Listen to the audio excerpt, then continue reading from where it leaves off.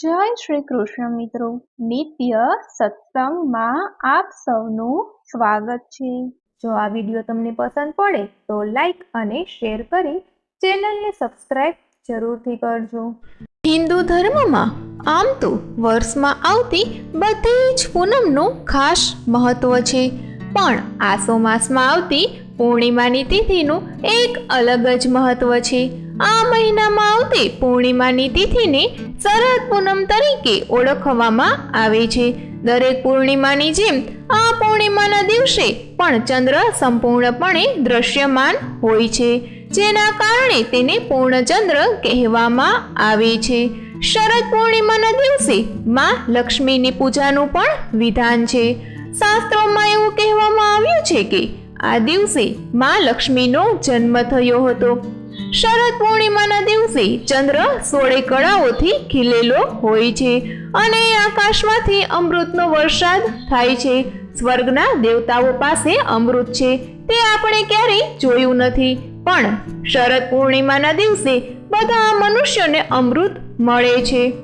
આ દિવસે દૂધ અને પૌવાની ખીર ખાવાનો પણ મહિમા છે। દૂધ અને પૌવાની ખીર બનાવીને ચંદ્રના તેજ નીચે મૂકી અને રાત્રે 12 વાગ્યા પછી તેમનું સેવન કરવામાં આવે છે।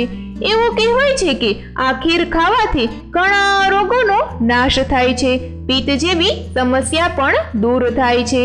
શરદ પૂર્ણિમાના દિવસથી ઋતુ પણ બદલાય છે, એટલે કે શિયાળો શરૂ થાય છે, હેમંત ઋતુની શરૂઆત થાય છે।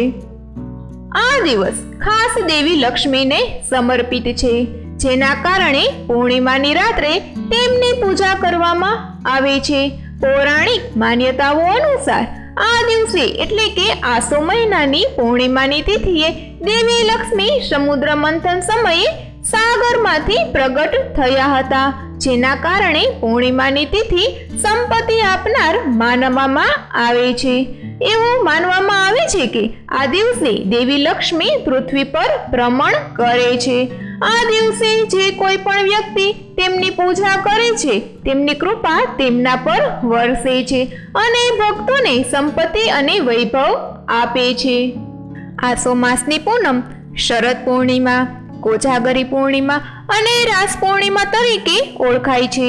તેથી કહેવાય છે કે આ દિવસે ચંદ્ર 16 કળાઓથી ખીલેલો હોય છે અને પૃથ્વી ઉપર ચારે ચંદ્રનો પ્રકાશ ફેલાવે છે। એવું લાગે છે કે જાણે પૃથ્વી પૂરના પ્રકાશમાં સ્નાન કરી રહી છે અને ચંદ્ર તેના કિરણો દ્વારા પૃથ્વી પર અમૃત વરસાવે છે। એવું પણ કહેવામાં આવે છે કે માતાજીના નેત્રની જ્યોતિ એ જ શરદ પૂર્ણિમા છે। શરદ પૂર્ણિમાના દિવસે શ્રી કૃષ્ણ પરમાત્માએ વૃંદાવનમાં દિવ્ય રાસ રચ્યો હતો। ભગવાન શ્રી કૃષ્ણ શરદ પૂર્ણિમાના દિવસે વૃંદાવન આવ્યા અને વેણુનાદ કર્યો અને વેણુમાં ક્લીમ નામનું બીજ પ્રગટ થયું। આ ક્લીમ એ કામરાજનો બીજ મંત્ર છે। વેણુનાદ ગોપીઓએ સાંભળ્યો, પણ ગોપીઓની અંદર જે કામના હતી એ ભગવાન શ્રી કૃષ્ણને મેળવવાની કામના હતી। શરદ પૂર્ણિમાના દિવસે ગોપીઓનું શ્રી કૃષ્ણ ભગવાન સાથે મિલન થયું અને દિવ્ય રાસ રચાયો। આધ્યાત્મિક રીતે જો વિચારીએ તો ગોપી એ કોઈ સ્ત્રી નથી, ગોપી એ કોઈ પુરુષ પણ નથી, પણ ગોપી એ એક ભાવનાનું નામ છે। ગોપીની વ્યાખ્યા સંસ્કૃતમાં કરી છે કે જે નિત્ય ભક્તિ રસનું પાન કરે છે એ ગોપી છે। આધ્યાત્મિક રીતે એમ કહેવાય કે જીવ એ ગોપી જ છે અને જીવ જ્યારે પરમાત્મા સાથે જોડાય અને એનો પરમાત્મા સાથે સંબંધ થાય તો જ શરદ પૂર્ણિમા સાર્થક બને। શરદ પૂર્ણિમાનો ચંદ્ર એ અમૃત છે અને માટે જ ચંદ્રને શુદ્ધાંશુ કહેવામાં આવે છે। શરદ પૂર્ણિમાના ચંદ્રની શીતળતાની નીચે જો બેસવામાં આવે તો એ શીતળતા આપણા ત્રણેય તાપોને હરવાવાળી છે। એવું કહેવાય છે કે નરસિંહ મહેતાને પણ ભગવાનની રાસલીલાના દર્શન શરદ પૂર્ણિમાના દિવસે થયેલા। શરદ પૂર્ણિમા એ જીવનને રસમય બનાવનારી પૂર્ણિમા છે। આપણું જીવન રસમય હોવું જોઈએ।